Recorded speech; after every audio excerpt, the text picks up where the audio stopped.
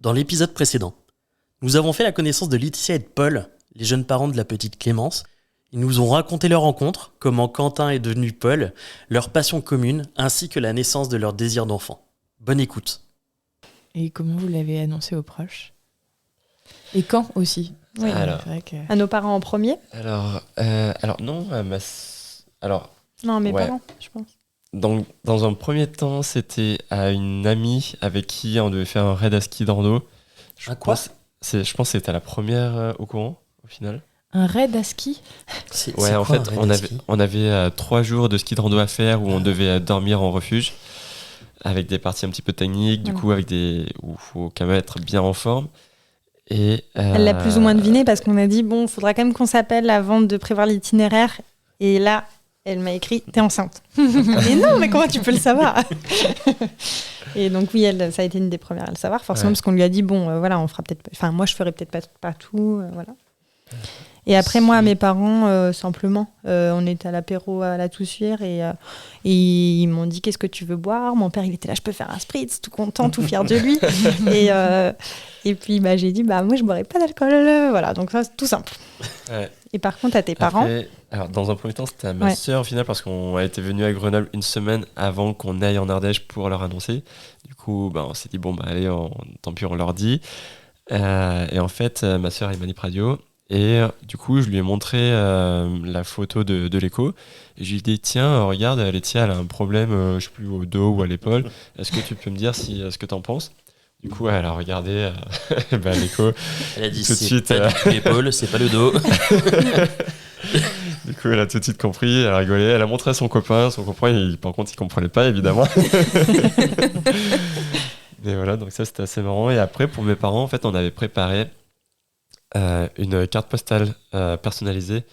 Le concept, c'est Feezer. Enfin, c'est une application où on crée nos propres cartes postales. Et on avait mis dessus des photos de l'écho, du cœur du bébé qui battait.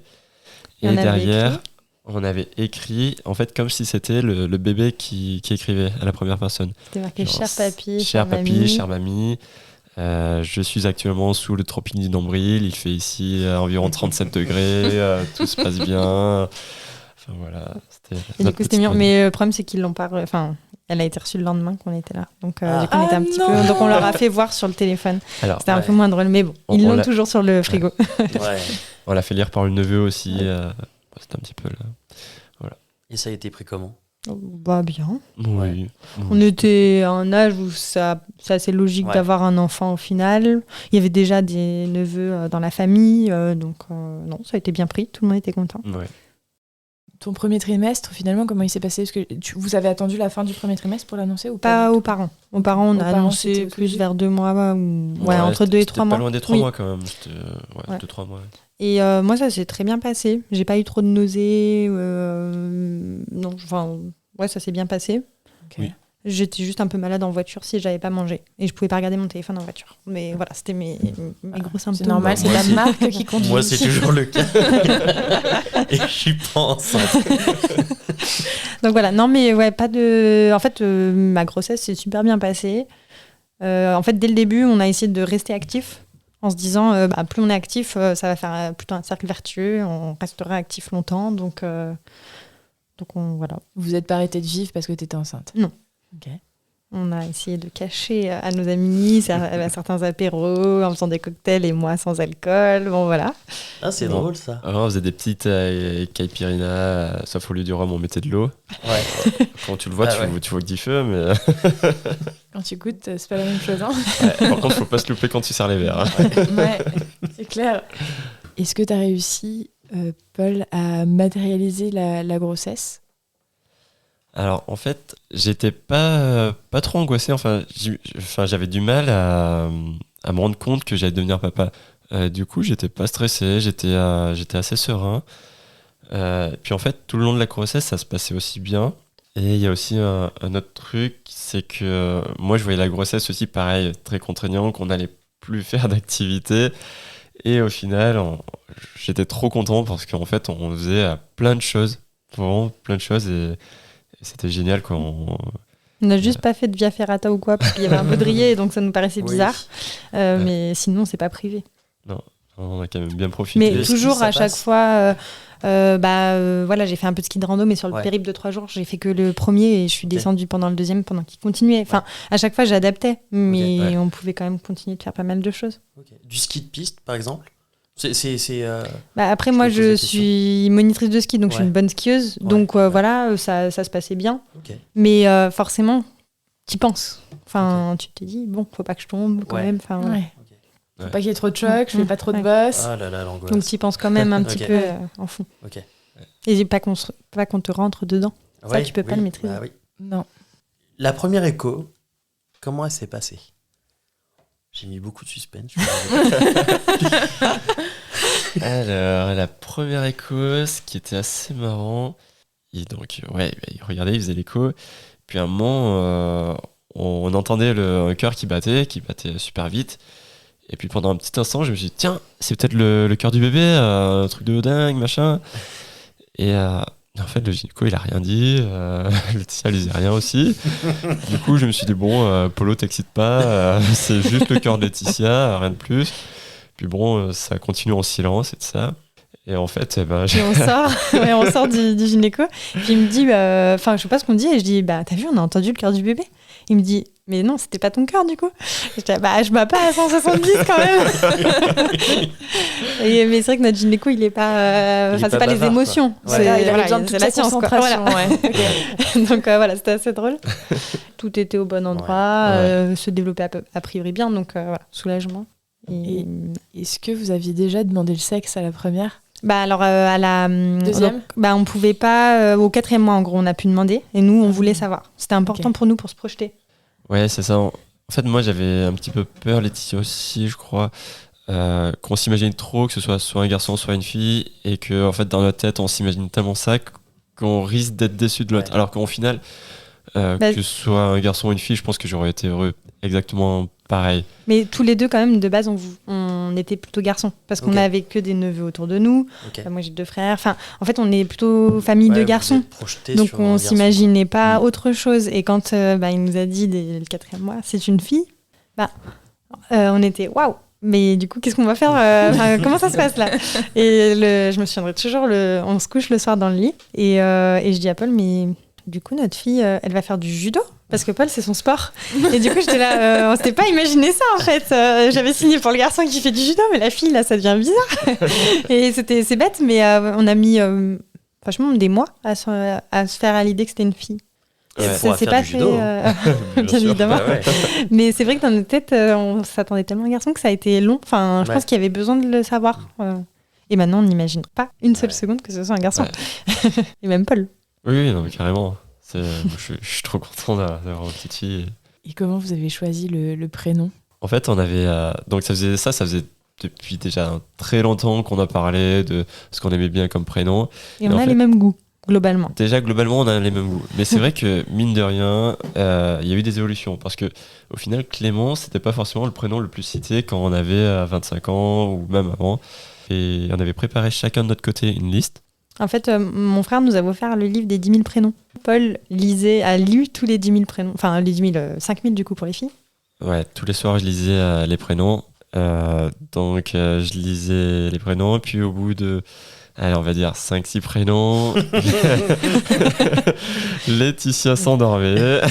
Du coup, il écrivait par SMS les prénoms qu'il aimait C'est bien trop pendant bien. la soirée. Et le lendemain matin, je me réveillais et je lisais les prénoms qu'il avait sélectionnés. Et ce qui est marrant, c'est qu'elle a souvent quelques surprises parce que Mhm. moi, en lisant, en fait, quand tu lis 5000 prénoms, tu as beaucoup de prénoms assez originaux. Et tu lis un prénom et tu dis, tiens, ce prénom, il est peut-être bizarre. Puis tu le répètes et tu dis, oh, bon, en fait, ça va, ça sonne bien. Ouais. Tiens, pourquoi pas? Du coup, je lui écrivais en message. Et le lendemain, du coup, elle avait ça. On avait une liste de 20 prénoms environ. Mhm. Et cette liste, on a chacun réduit. On est arrivé à une liste de 6. Ouais, en fait, dans les 20, il y en a certains qu'on a dit d'office non mutuellement. Ouais. Et après, toi, t'en as sélectionné 6. Alors, avant qu'on continue ça, il y a peut-être aussi l'histoire du deuxième prénom qu'on a choisi, On a choisi avant le premier. prénom, Ah en ouais fait. Ah ouais. Bah, en fait, un jour, mais c'était quand elle avait 4 mois, enfin, dans mon ventre, plutôt. Et je crois que c'est moi qui t'ai dit, en fait, Olympe, moi, j'aime bien. Olympe. Ouais. Ok. Ouais. Et Paul, il me dit, moi aussi, j'aime bien. Et on s'est regardé, et on s'est dit, ouais, mais pas en premier prénom. Et on s'est dit, on le met en deuxième. Ouais. Et donc, dès le direct, on savait que c'était notre deuxième prénom de cœur. Enfin, voilà. Ça représentait quoi pour vous, ce prénom? Déjà, c'est joli. Ouais, déjà, Ouais. je trouve que ça sonne bien. Puis après, Olympe, ça représente à la fois, je sais pas, c'est le sommet, c'est aussi le sport, parce que par rapport aux Jeux Olympiques, c'est par rapport à la mythologie. mythologie. Il y a plein de choses, je trouve, par rapport à Olympe. Et la Grèce. Et La pour moi, la Grèce. Grèce, c'est super important parce que je suis toujours partie en Grèce depuis que j'ai 1 an. Trop Je bien. vais tous les étés en Grèce avec mes parents. Plus forcément maintenant, mais voilà. Et du coup, c'était aussi important. Du Les coup, 6 il nous prénoms. restait 6 prénoms. Et parmi ces 6 prénoms, du coup, on en a déjà pris 3. Ouais. On a réduit à 3. Et c'était la signification qui a fait qu'on a gardé Clémence. Ouais. En fait, on a hésité. En fait, on a regardé les sites internet où ils disent un petit peu. Le caractère. Ouais, c'est ce que ça, veut les dire, petits trucs globaux. Et en fait, bon, c'est peut-être un petit peu con, mais voilà, on trouvait que Clémence, ça matchait vachement avec nous, avec ce qu'on voulait, avec C'était ce qu'on comment on la aimait d'une représentait. personne, en fait. Ok, On s'est dit, bon, bah, allez, un go, hein, Clémence. Et voilà. trop bien. Ouais. Au niveau de la forme, comment vous vous sentiez? Alors, non, ouais, moi j'étais vraiment étonné de la manière dont Laetitia était en forme Ouais. et on pouvait continuer à faire des randos. Moi je pensais que Après, on les a adaptés. on les a adaptés, on faisait des petites randos L'été, à chaque en fois. août, Toutes on les était- activités qu'on faisait, elles étaient réduites. Mais j'étais quand même surpris qu'on puisse faire autant de choses au final avec Laetitia qui était enceinte. On s'est fait quelques frayeurs parce que oui, Laetitia, elle a tendance à trébucher. Ouais. Surtout qu'enceinte, d'après ce que j'ai vu, on est de plus en plus maladroit. Ouais.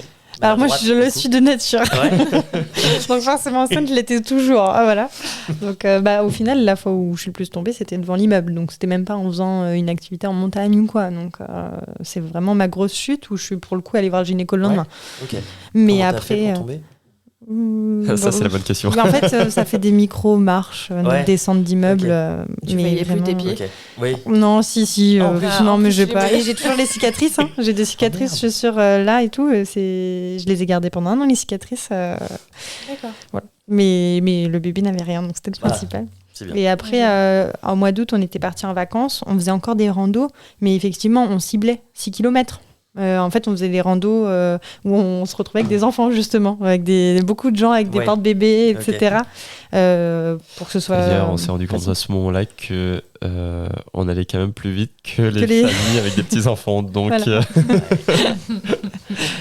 Et comment vous êtes préparé à la naissance? Et ben après, du coup, moi, j'ai travaillé jusqu'à fin septembre. Donc, après, j'ai fait les rendez-vous classiques avec les sages-femmes.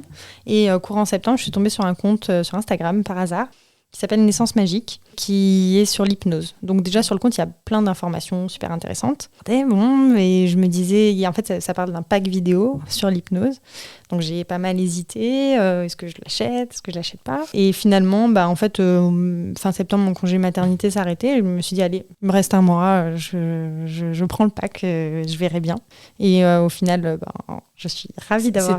C'est un pack à combien? je crois que c'était dans les 80 € à peu près. Ok. Mais du coup, c'est quand même une somme. Ouais. Mais au final, après coup maintenant, on me dirait il vaut 200, je dirais ça les vaut. Ouais. Mais voilà, sur le coup, tu dis bon, 80 €, je sais pas trop ce que ça va donner, quoi. Ouais. Donc, et ça, c'est un pack en fait où ça te reprend toute la grossesse. En gros, l'accouchement plutôt, mais la physiologie de l'accouchement, scientifiquement, comment ça se passe, les hormones. Et en fait, il y a des vidéos assez détaillées donc, pour la maman et il y a le coin des papas. Donc des vidéos beaucoup plus accélérées pour le papa. et c'est vrai que c'était assez intéressant parce que moi, je cherchais, je voulais quand même être présent pour Laetitia, pour l'aider à faire du mieux que je pouvais pour l'accouchement. Donc j'ai essayé un petit peu de m'informer, mais je savais pas trop, à droite à gauche sur Internet. Et c'est vrai que là, le coin du papa, au final, j'avais vraiment les petites vidéos que j'aimais bien. C'était court, c'était succinct, mais c'était précis. Enfin, c'était tout ce qu'il me fallait au final. C'était même assez imagé. Et du coup, c'est vrai que c'était assez sympa. Ouais. Et après, en plus de ça, il y a des hypnoses d'entraînement. Donc, il y a 5 hypnoses d'entraînement, 4 tout seul et 1 à 2. Et que tu peux faire autant de fois que tu veux. Donc, tu les fais en boucle. J'ai un peu de mal à me projeter sur le côté hypnose. Tu parles d'hypnose d'entraînement, ça veut dire que tu t'auto-hypnotisais? Alors en fait, c'est des hypnoses que donc la personne qui a ce compte, elle est hypnothérapeute. Et donc elle a enregistré des hypnoses avec un fond musical, toujours le même. Et la première hypnose, c'est l'hypnose... c'est aller dans son coin de paradis, un petit peu, en gros. Okay. La deuxième, c'est l'hypnose enlever ses peurs. Enfin voilà, il y a un petit thème à chaque fois. Il y a une où tu vas voir ton bébé à l'intérieur. Et donc en fait, tu te poses et t'écoutes. Et tu fermes tes yeux et t'écoutes tout ce qu'elle dit et tu imagines tout ce qu'elle dit. Okay. C'est pas une hypnose qui va dire tu vas ramper jusqu'à la télé. Enfin, t'es assis et t'écoutes. Moi, j'avais l'impression de m'endormir à chaque fois. Mais au final, je me réveillais comme par hasard au moment où c'était les 2 dernières minutes de l'audio. Donc en fait, c'est que j'étais pas vraiment endormie du coup. Mais ouais, c'était assez particulier. Et l'hypnose à 2, je pense qu'elle a été magique. On était tous les deux l'un contre l'autre. Ouais. Et au moment où elle dit votre bébé peut vous transmettre un message, un peu un truc comme ça, nous elle a bougé. C'était assez magique. C'était vraiment mignon. C'est vrai que c'était marrant. Mais du coup, vous saviez déjà que vous étiez comment on dit sensible à on connaissait pas trop l'hypnose. Toi, tu connaissais peut-être plus au final. Oui, alors moi ça m'a toujours un petit peu fasciné. La télé, tout ça. En fait, j'avais toujours eu du mal à y croire parce que je crois que ce que je vois, je suis assez pragmatique. Et souvent je dis c'est peut-être des conneries, mais ça m'intriguait en fait toujours. J'avais toujours envie de vérifier si ça marchait. Alors là, je trouvais que c'était intéressant parce que du coup, ça faisait des tests sur nous-mêmes. Et en fait, moi aussi, pourquoi j'ai pris ça? Qu'est-ce qui m'a motivée à prendre ce pack? L'accouchement, c'était quelque chose qui me faisait peur quand même. Si tu te prépares pas, il y a plus de chances que ça se passe mal que si tu es super bien préparé. Ça veut pas dire que si tu es super bien préparé, ça va bien se passer. Oui. Mais je voulais mettre toutes les chances de mon côté. Et du coup, faire cette préparation, c'était mettre encore plus de chances de mon côté. Et en fait, quand on dit hypnose, c'est tout de suite un grand mot, mais c'est surtout de la persuasion. Et par exemple, là, ça consistait déjà en mettant des petits post-it de partout dans l'appartement. Alors, nos amis, ils rigolaient quand ils venaient chez nous. C'était marqué « Je suis capable de donner naissance à mon bébé ». Et il y avait marqué ça de partout, par exemple. Je sais plus, il y avait 3-4 phrases. Dans les toilettes, sur des placards, de partout, il y avait des post-it, c'était assez marrant. Et du coup, en fait, c'est juste ça, mais tu lis tout le temps et en fait, tu te prépares. Par y croire. Voilà. Et ça te dit aussi quoi faire au moment que tu vas partir à la maternité, au moment dans la maternité. Enfin, ça te dit plein de choses. Ça explique que le papa doit tout faire à l'hôpital. D'accord. C'est-à-dire que la maman, elle a accouché, elle doit se reposer. Et du coup, il faut que le papa soit là pour faire tout autour. Ça te dit des petites choses comme ça. Ça te dit un petit peu quoi mettre dans ta liste maternité, les outils. Clairement, les outils. Clairement, on avait prévu suffisamment de choses pour la maternité. Tellement que en fait moi j'espérais que ça vienne pas trop vite parce que je me disais sinon on n'aura pas le temps de faire tout ça quand on va genre c'est comme si tu partais en vacances avec une voiture pleine à rabord de loisirs, d'activités, un coffre de toi, t'imagines, t'as le ballon, t'as les raquettes, t'as tout ça, t'as envie de jouer à tout et franchement on n'est pas parti à la maternité limite tu vois dans cette optique. Moi mon sac de maternité, j'avais pris un sac de plage, le sac que j'ai là en vacances. Et je me disais, pour rester dans un bon mood, etc. Avec des raquettes. Et un ballon. Quand même pas. Pour le coup, on avait préparé une playlist, on avait vraiment, pour le jour J, on l'avait quand même assez bien préparé. Ouais. Moi, j'avais la liste de tout ce qu'il y avait dans ma valise maternité et de tout ce qu'il fallait qu'il rajoute, lui, à la dernière minute, parce que moi, le jour où ça allait arriver, fallait pas que j'aie à penser aux choses. Donc, j'avais tout noté, carte bancaire, les choses que tu peux pas mettre à l'avance, qu'il fallait qu'ils mettent à ce moment-là, pour que comme ça, je sois détendue, moi, à côté. Et que tu sois pas dérangée dans ta bulle, quoi. Ouais, voilà, c'est ça. Quand tu as acheté ce pack, est-ce que tu avais déjà fait de l'hypnose avant? Est-ce que tu avais déjà testé ça? Non, jamais. J'avais pas eu l'occasion. Et Paul? Non, moi non plus. Ouais. Et du coup, vous vous êtes pas dit à un moment, si ça se trouve, c'est n'importe quoi, si ça se trouve, ça marche pas, si ça se trouve. C'est pour ça que j'hésitais à acheter le pack. Dans un truc, ouais. Et après, une fois que tu l'as acheté, une fois que vous l'avez acheté, c'était sûr dans vos têtes, il n'y avait plus de doute? Non, alors moi, c'était pas sûr. Enfin, ça ne disait pas l'accouchement que j'allais avoir. Et je me disais que ça sera qu'un plus. Mais par exemple, il y a une des 5 hypnoses, c'est le jour de l'accouchement. Et j'essayais de m'imaginer pas forcément la chose la mieux. En fait, déjà, je m'endormais toujours au bout de 10 minutes, faut se le dire. Donc, j'arrivais jamais à m'imaginer sortir de l'appartement déjà. Donc, voilà. Mais c'est vrai que j'ai essayé de pas m'imaginer le fait d'avoir le droit d'aller dans une chambre avec un bain à l'hôpital, parce que en fait, je me disais, elle sera peut-être pas dispo. Donc, faut pas que je me fasse de fausses joies, de fausses idées. Ouais. En fait, moi, ce que je trouvais bien, une fois qu'on l'avait acheté, je me suis rendu compte que c'était pas vraiment que l'hypnose.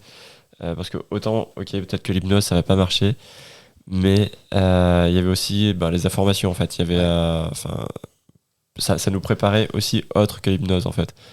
Et ça, je trouvais ça pas mal. Bon, même si peut-être que rien que ça aurait pas voulu les 80 €, ok. Mais je me suis dit, même si l'hypnose, ça marche pas, on aura toujours gagné ce petit pack d'informations. De la ça mettait en confiance dans tous les En cas. fait, c'est ça, c'est beaucoup de mise en confiance. Hein. Et est-ce que vous avez eu d'autres types de préparation à l'accouchement, des cours de préparation à l'accouchement? Classique, avec une sage-femme. Oui, alors Laetitia, on a fait quelques-uns avec la sage-femme. Moi, j'ai assisté à 3 cours, je pense, sur peut-être 5 ou 6 que tu as eu. Il y en a un qui nous a spécialement marqué, c'était, il me semble, sur la physiologie de l'accouchement. Ouais, sur la femme préhistorique qui va accoucher. Ouais. Donc, elle nous expliquait que la femme préhistorique, pour qu'elle accouche, il faut qu'elle soit bien, qu'elle se mette à l'abri, qu'elle se sente en confiance pour qu'elle développe de l'ocytocine. Et l'ocytocine, ça permet de faire des bonnes contractions. Voilà, c'est ce qu'elle nous expliquait. Ouais, pour faire des bonnes contractions, pour qu'elle puisse accoucher. Puis que... là, soudainement, il y a un mammouth qui débarque. Le mammouth, il débarque, il fait peur à la femme. Du coup, la femme, là, bim, qu'est-ce qu'elle doit faire? Elle doit survivre. Adrénaline. Adrénaline. Oui. Ennemi de l'ocytocine. Du coup, ça lui accélère son rythme cardiaque, ça lui met... Le sang va au bras, aux jambes, parce que tu dois courir ou te battre. Voilà. Du coup, ne va plus dans l'utérus. Voilà, ne va plus vous voyez un mammouth, fuyez. N'essayez pas de le taper, ça servira à rien. Oui, c'est vrai. Imagine, dans la rue, on va te taper, quoi. Et du coup, l'adrénaline, ça coupe l'ocytocine. Enfin, ça coupe le bon élan de la femme enceinte s'en allait, trouver un endroit calme, et elle se redétendait là-bas, et elle reproduisait de l'ocytocine. Et, voilà. Et en fait, c'est peut-être très schématisé, très con, mais moi, je trouvais que cette image, elle me parlait beaucoup. Et tout de suite, je voyais très bien à quoi ça ressemblait. Et tu comprends qu'il faut être dans ta bulle. C'est pour ça on te dit aussi des fois le fait d'aller à la maternité ça va couper les contractions, c'est pour ça, c'est parce qu'en fait tu sors de ta bulle de chez toi, ça te met la pression et voilà, et du coup t'es un peu stressé, donc adrénaline, et donc c'est pas bon. Voilà. Intéressant. J'aime beaucoup l'image, très bien, très bien. On adore aussi. Et vous m'avez dit en off du coup que vous l'aviez fait plusieurs fois, l'écoute de l'hypnose.